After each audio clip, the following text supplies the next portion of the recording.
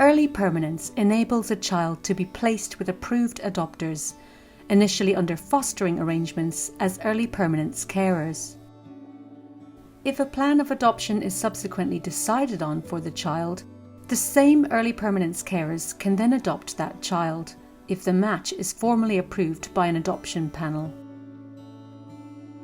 Early permanence is a great opportunity to connect with a child at a very early age for the attachment bonds to form. My initial thought was, oh my goodness, that sounds horrific. I would never do that, ever. And it doesn't give you too long to think about it, I think. You're just like, suddenly you're in it. It's scary, but it's amazing, all in one. It's going to be emotionally too heavy on us as a parents. Any child who is adopted has got history.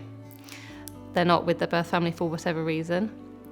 But for a lot of children, they have to go through foster care and then change families and then find a loving adopting home. When you do early permanence, you can do that right at the start and take away that big, enormous change for them of being settled in one place and having to move to another place. We just had to jump headfirst straight into it, and off we went. Potential early permanence carers should be assessed as suitable to offer early permanence and to have been well prepared and trained to carry out the role. Some early permanence placements may happen with very little notice, but not all. Where children are moved to early permanence from a foster placement, there is more time to plan the move. Early permanence comes with a lot of fears. And this feeling of not, as a human, we want to control everything, all our situations, and make it perfect. We can't do that. So we have to be dynamic, think on our toes. I would say probably the concerns that most people would have, in that when you find out that potentially the child might not be eligible for adoption at the end of that process. The main concern for us was that the child could go back to the birth family. The risk of it happening, of a child leaving, it was very low. But I remember being told from the offset, it doesn't matter what the statistics are, you've got to be prepared to be that family that it affects. But my husband and I were thinking, oh, but it wouldn't happen to us. The statistics are so great, it won't happen to us. And it did. It is in the child's best interests to grow up in their own birth family or with people connected to the family, whenever it is safe and possible to do so. If this is the final outcome of the early permanence placement, this is a positive outcome for the child. We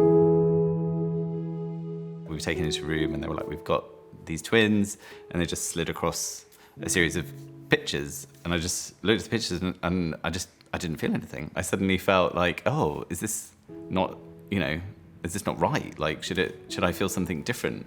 But of course, I shouldn't, and I didn't need to feel anything different, because ultimately I didn't know anything about them, and these were just printouts of pictures of children that could have been anyone's child at that point.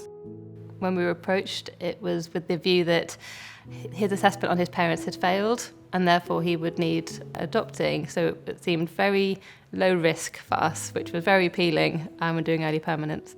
It's a very exciting time when you meet the baby. You've been so looking forward to it. You're not sure what the circumstances are going to be. You're not sure what they're going to look like. And it's lovely to have been able to share that with my husband and journey through that together and get to know the little one when they arrive. But then during care proceedings, we quite quickly found out that actually he had two brothers that were already adopted.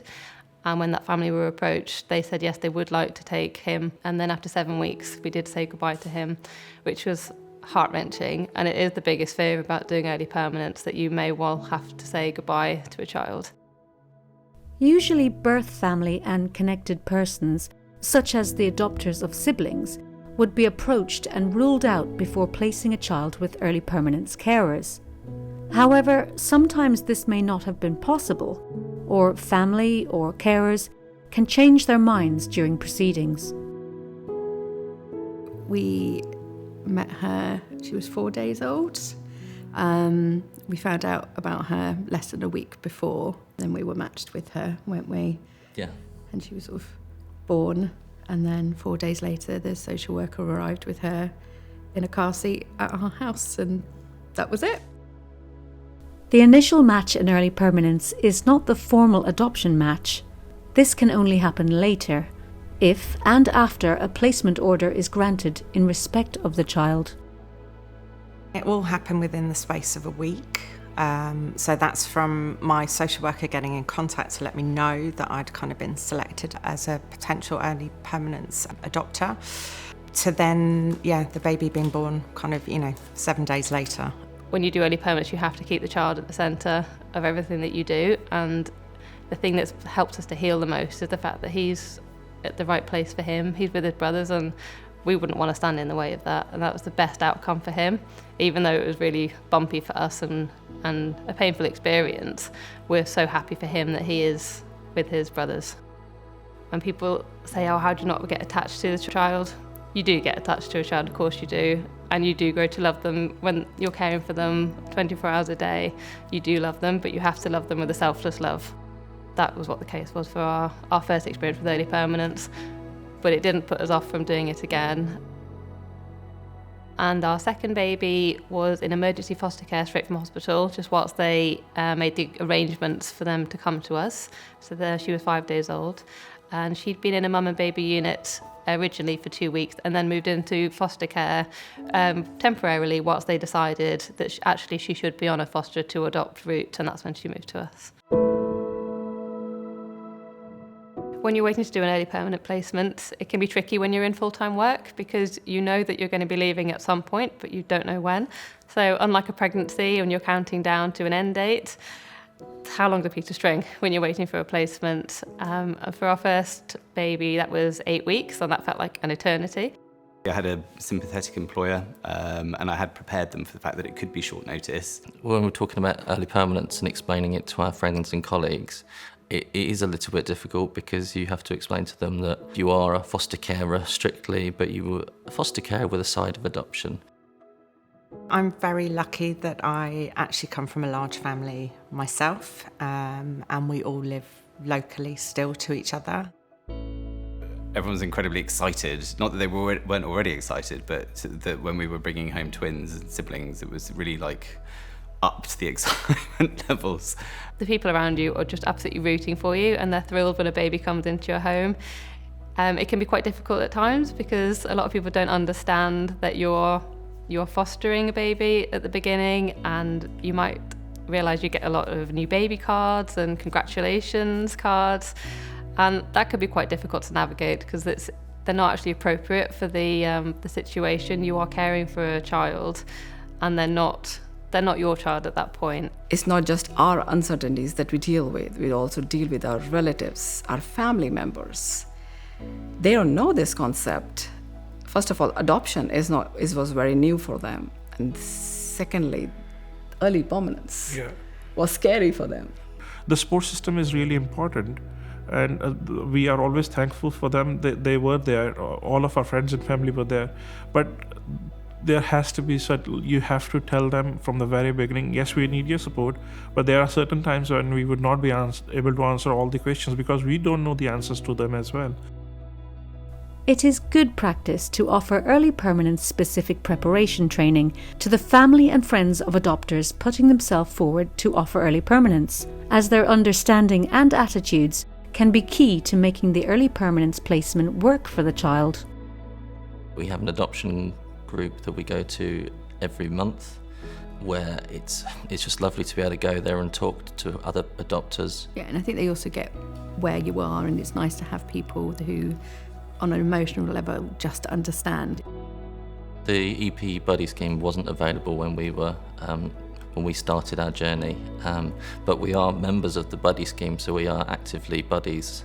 It's a great scheme. We got lots of training on it to help empathise and talk through and help someone else who was in a position that we were in without that help. Yeah, I think we would have loved to have had that, so I think being part of the scheme is great to be able to help other people. All early permanence carers should have access to peer support, whether through a formal early permanence buddy scheme, groups, or more informal arrangements.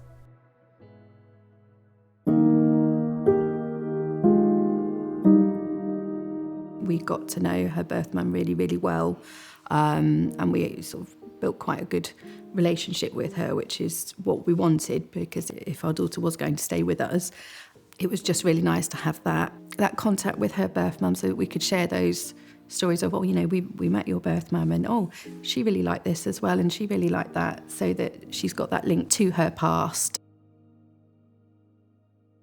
The biggest challenge probably is doing contact with the birth family and managing that pretty much from the day that you take your children home. In our case, going into a contact centre 4 days a week and doing a handover with birth mum generally. You go into that contact centre, you're not the number one priority. The priority is facilitating that contact between the birth parent and also the children. I feel really fortunate that I was able to spend that time getting to know her, and I didn't know her profoundly, but getting to know her in a way.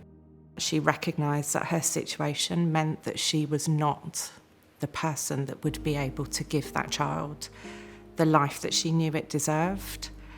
And I can't imagine what it took for her to reach out and ask for that help. She remained completely committed to the process throughout, right up until several months after the birth of the child. We understand that these sessions were good for the child, but then we felt that our son actually got a bit confused end of the session. He would go into kind of a shell, which was like, we didn't know how to bring him out of the shell. After the contact, he would not talk to us. Contact can bring up very difficult emotions and feelings for children. It's important that early permanence carers are supported to understand why this is and to help the child process their feelings. There are challenges to it for sure, but they all pale into complete insignificance when I know that pretty much all of my child's firsts were with me and my husband. Having that contact, and it just tells their story in a kind of fuller way, and they will have that link to both their birth parents. Adopters are the custodians of children's connections. Maintaining safe and meaningful connections with birth family members is very important for adopted children. These links can help them understand their past history, their heritage, and help them develop a healthy sense of identity as they grow up. It's made very clear that you can't be mummy and daddy while you're fostering. Completely understandably, this child already has a mummy and daddy. That's absolutely fine until you're then in your own personal situation with your friends and family, and everyone naturally calls you, go to mummy. And it can be painful at times. It's everything you want to hear to be a mummy, but you're just not yet. You almost become like advocates for the process and explaining that, yes, we are foster carers and that is our role, because the link to her birth family is very important. Her birth mum is her mum and we are the foster carers, and that's what we're doing. And I think people sometimes struggled with that, getting their heads around that and understanding that, and asking, the process is taking a while, but just sort of explaining to people that, there is a legal process that has to be followed, and they have to make sure that every avenue is explored, and our role during that is to make sure that our little girl has got everything that she needs.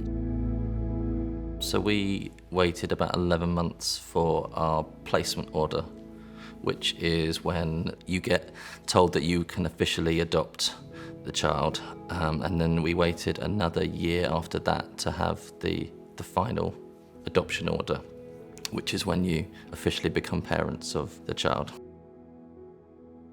So managing that period between having your children placed with you or child placed with you in the adoption order can be quite a long period, and it is full of uncertainty, and it can certainly be quite stressful. Initially, we were told it could take 7 months, and in my head, I was planning for a year, and it took a year. The initial match in early permanence is not the formal adoption match. This can only happen later, if and after the child is granted a placement order.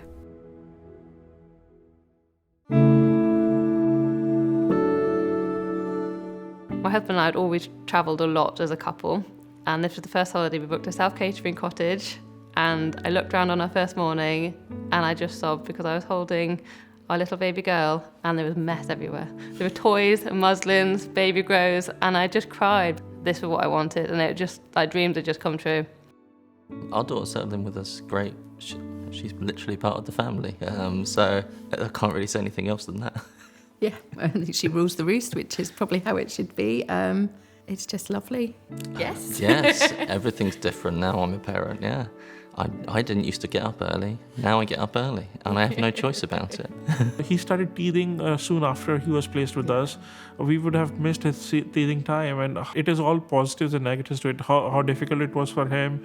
But it's still, at the same time, seeing the child have all his teeth, those kind of memories, we would not have seen those memories if we have not gone down the EP route.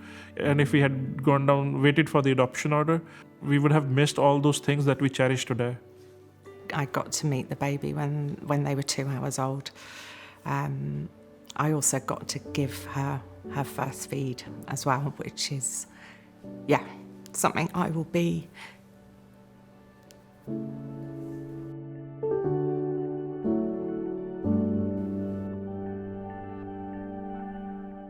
Our adopted child was moving from being bottle fed to weaning on food, on bringing him on solids.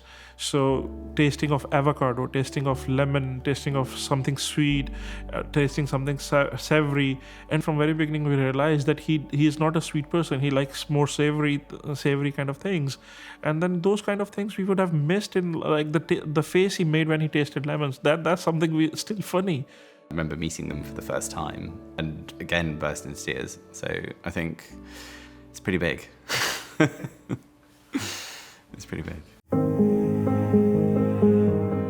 Well, my top line advice would be do it, like 100% do it. I think, as I said, well, it was right for us. And as I said, having the opportunity to, in some cases from hospital, be responsible for that child and know that you're inputting everything into that child from the beginning. It feels good. Go in with an open mind and just know that it is definitely the best outcome for the child. When our daughter was going through the process, it meant that once we'd had the placement order granted, it meant that she wasn't then going to face a change in carers because she was already with us, so she didn't have to have that change. And I think eliminating another loss, another change for the child is what's so impactful of early permanence. It really is child-centred and child-focused and is better for them. If all of those months and months earlier I hadn't have sat in that training room and said, yes, I would like to be considered for early permanence, and kind of, metaphorically ticked that box, my childhood dream of being a mum would never have been possible had it not have been for early permanence. She's been able to be a child her whole life and not have those bumps in the road that we've experienced. And that was it just really confirmed to me why early permanence was the right thing to do. And we've even gone again. So we now have another foster baby who we've had since, for 4 months now. And she came to us at 3 months old.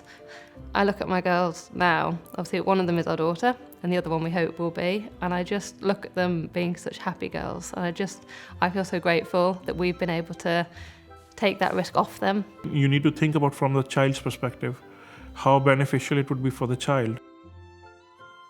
Early permanence for me is all about the children. It really puts children at the centre and tries to remove additional trauma that children might go through.